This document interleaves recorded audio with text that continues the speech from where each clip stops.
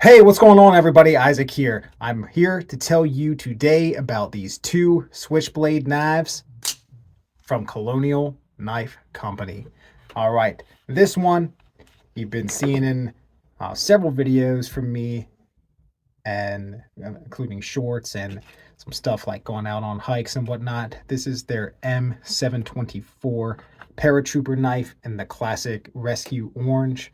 It's got this blade here, the main blade, just a hair under 3 inches.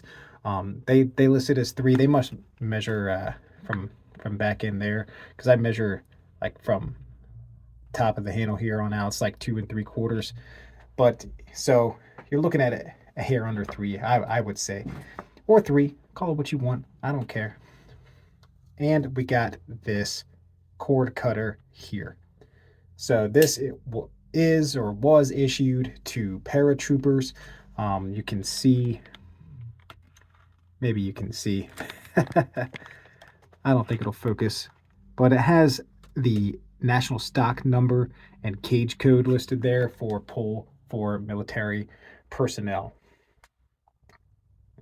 Now, this one was made for law enforcement personnel, and this has the classic bail carry, while this is an updated version for 2023 with a pocket clip.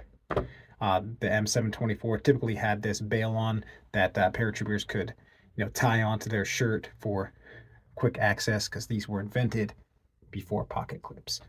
Now, Colonial says they make this law enforcement blade because a lot of ex-military get into law enforcement after their military career and really liked their M724 paratrooper knife they had in the military.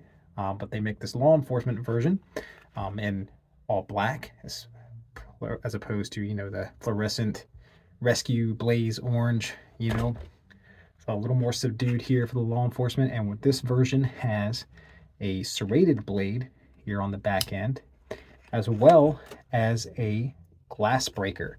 So handy for law enforcement. Both blades made out of 440A high grade cutlery steel, and they are really fun knives to carry and mess around with. They're very lightweight, both like 2.5 ounces. So, and they're both made of like this isoplast material, very tough, like fiberglass type material here on the handle scales. And I love the texturing on it. And you get the Colonial Knives name. It's kind of subdued there, as it's the same color as the handle scales. Both push button out the side, automatics, and you got a safety switch on both. Up is safe, down is fire. Now, the blacked out law enforcement, you get the red in there. I don't know if you can. Well, let's get some light in here. Can you see the red? Maybe you can see the red, but there's red in there to show it's in fire. In the down position, slide it up to lock it safe. The orange one does not have that.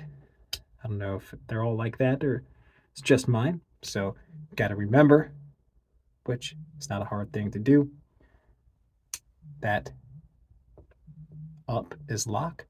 You can see I'm pushing the button here and the blade is not coming out. Push it down. You still got to push the button to fire the knife. Both of these knives came with pretty good edges on them. I was looking for a cord to cut here. I must have packed it away when I went on a hike recently. Here's a little piece down here. So the blades, they sharpened up real nice on Arkansas stone at 440A. Takes a real nice keen edge. So very easy to get these razor sharp. And I'm sure that is good for field expedient sharpening as well. Let's say you were a downed paratrooper behind enemy lines. You need to put a quick edge. back on your knife after using it. Now I have cut cord with this quite a bit, and this cord cutter came very sharp from the factory, but I tried to touch it up a little bit and I think I screwed up the edge. So it's a bit dull at the moment, so I'm not really going to try to cut cord much here for you. That's too short anyway. You don't get the leverage, but you know, jumping out of planes, if the guy gets hung up or something, you can reach for this, open it, pull, cut that cord. So it did come very sharp from the factory. So these knives are really good for about anything, daily tasks. So let's just see it cut a few things.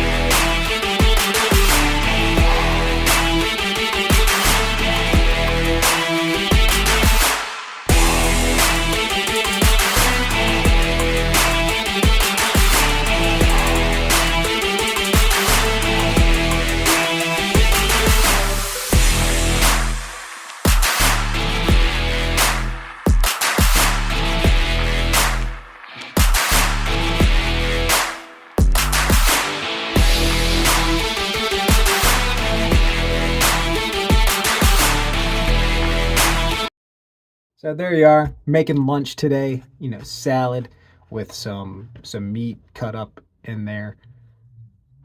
It cuts well. These both cut very well. They carry well. So this one I carry down in my pocket since it doesn't have a clip. I haven't tied the bail onto anything. This one I love carrying because it has a pocket clip. So if you if you were to buy one of these knives, I do recommend you get it with the pocket clip. So this one you can get with pocket clip or with the bail, up to you. And I believe, same for this one too, obviously, because I have it. Now, you can get these at colonialknife.com. I believe that's their site. We'll link it in the description, of course, so you can find it easily. They have them readily available there. Or there are a few dealers that have these automatics in stock. You can get them a couple different places. I know Atlantic Knife has a few in stock, and I think maybe Knife Connection. I saw these around, but not too many dealers have these anymore. And the running rate for these currently at the dealers I mentioned is, I think, $169.95 or so. I think they vary in price from $179 and $199 on the Colonial website. Now, the Colonial website does have sales from time to time. So if you like these, keep your eye out for a sale.